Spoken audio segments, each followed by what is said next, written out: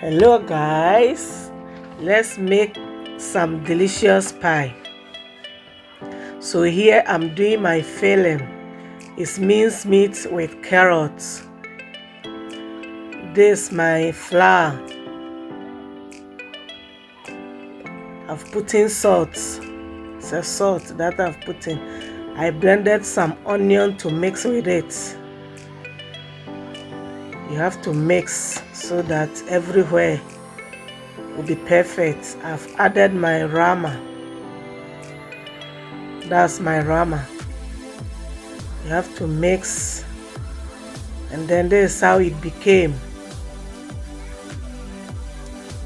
I'll then put it on my working surface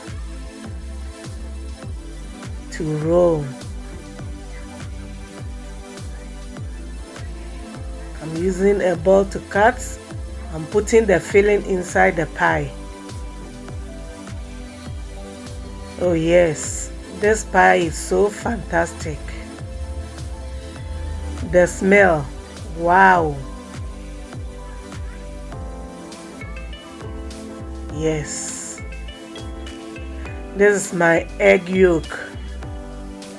I'm putting it on top of the pie. It's going through the oven.